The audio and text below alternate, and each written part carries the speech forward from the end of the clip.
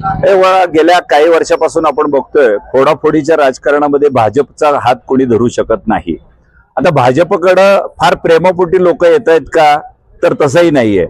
जी मंडळी आली ती सगळी भाजपकडे येणारी मंडळी ही एक प्रकारे त्यांना कलंकित झालेली राजकारणामध्ये, मग त्यांच्या त्या सहकारी संस्थांच्या माध्यमातून असतील किंवा काय सहकारी जिल्हा बँकेवरती जी मंडळी होती, जी आमदारही होती, त्यांच्या संस्था या सगळ्या कर्ज घेतलेल्या डीसीसी बँक आणि डीसीसी बँक त्यामुळे आर्थिक अडचणीत आली।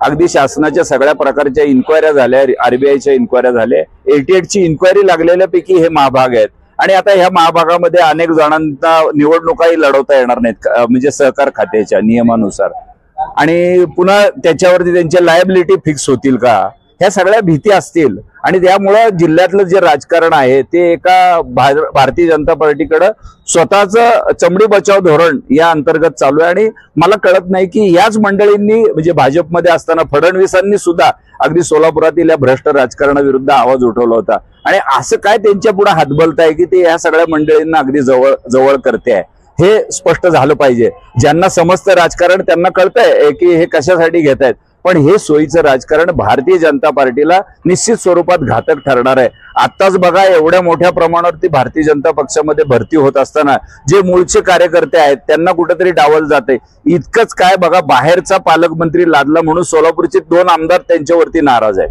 ते त्यांच्या कुठल्या कार्यक्रमाला उपस्थित नसतात। एवढे पार्टीमध्ये उघड मतभेद असताना भाजपचं धोरणच काय तेच कळत नाही की ते कुणालाही आपल्या पार्टीमध्ये घेतात, इतरांच्या पार्टीमध्ये जाऊ नये आणि आपल्यालाही काही त्रास होऊ नये, एवढा एकच समीकरण राजकारणाचं निवडणुकीचं डोळ्यासमोर ठेवून हे आगमन चालू आहे का, असं एकंदरीत या परिस्थितीकडे बघितल्यानंतर वाटत। गुणवत्तेपेक्षा सोयीचं राजकारण यात महत्वाचं दिसतंय। काय महापालिकेवर काय परिणाम होतील कुठेतरी, हे बघा परिणाम नक्कीच होणार, कारण आपण बघतो की लोक होयबा राजकारणातले असतात, प्रत्येकाचा एक गट आहे, आणि भारतीय जनता पार्टीची एक जुन्या निष्ठावंतांची एक फळी आहे, शिवसेनेची एक फळी आहे, तशी या सगळ्या मंडळींची ही राष्ट्रवादी आणि म्हणजे राष्ट्रवादीतल्या दोन्ही गटाशी निगडीत असलेली अशी ही फळी आहे।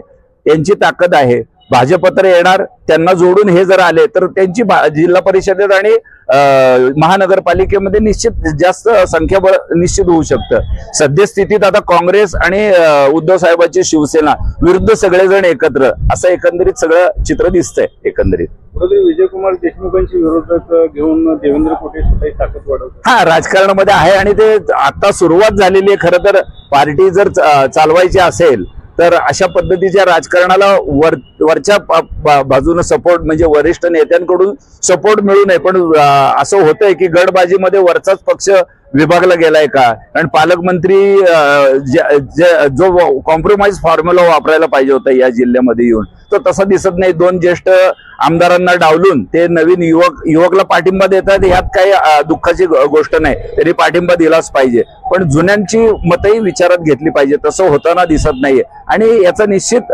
स्थानिक पातळीवर गटबाजीमध्ये परिणाम दिसून येतो। तुम्हाला आश्चर्य वाटू नये, येत्या महानगरपालिका निवडणुकीमध्ये भाजप विरुद्ध भाजप अनेक मतदारसंघामध्ये सामना झालेला दिसेल, असं मला वाटतंय।